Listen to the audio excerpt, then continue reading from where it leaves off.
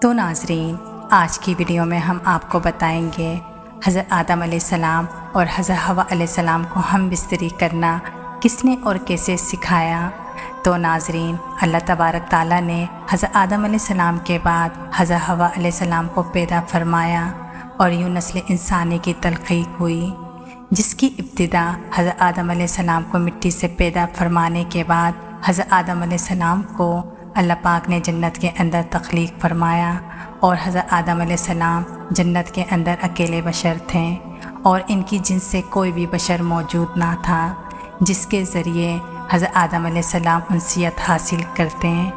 چنانچہ آپ علیہ السلام اپنے دل کے اندر یہ سوچا کرتے تھے کہ کاش میرا بھی کوئی ہم جنس بشر ہوتا تاکہ میں بھی اس سے انسیت حاصل کرتا، اور اللہ تعالیٰ خوب جانتا تھا کہ حضرت آدم علیہ السلام کے دل کے اندر کیا چل رہا ہے۔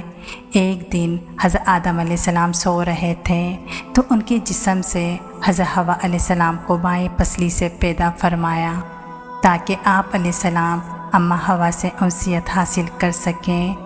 جب حضرت آدم علیہ السلام بیدار ہوئے تو آپ نے حضرت حوا کو اپنے سامنے دیکھا تو آپ نے سوال کیا کہ تو کون ہے؟ تو انہوں نے جواب دیا، میں عورت ہوں۔ چنانچہ آپ علیہ السلام نے پوچھا کہ اللہ پاک نے تجھے کیوں پیدا فرمایا؟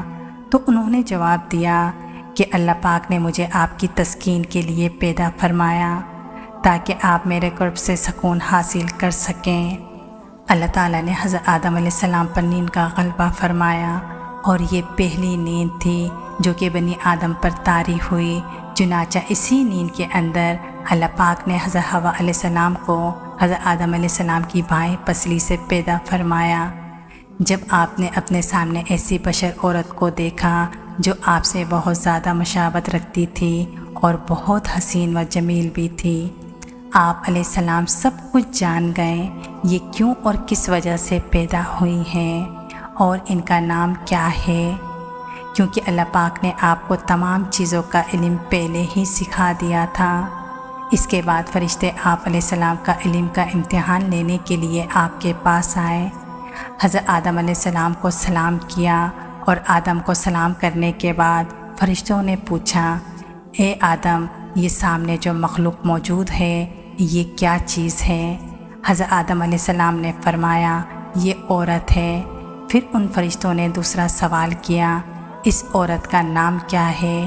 تو آپ نے فرمایا، اس کا نام حوا ہے۔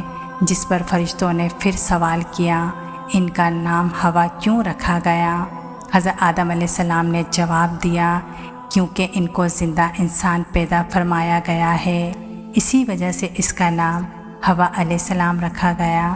حضرت ابراہیم نخعانی رحمۃ اللہ سے روایت ہے کہ جب اللہ پاک نے آدم علیہ السلام کو پیدا فرمایا تو اللہ پاک نے آدم علیہ السلام کی طرف ایک فرشتے کو بھیجا اور حضرت آدم علیہ السلام کو جماع یعنی ہم بستری کا حکم دیا، اور اللہ رب العزت نے آدم علیہ السلام کو پہلے ہی ہر چیز کا علم سکھا چکے تھے۔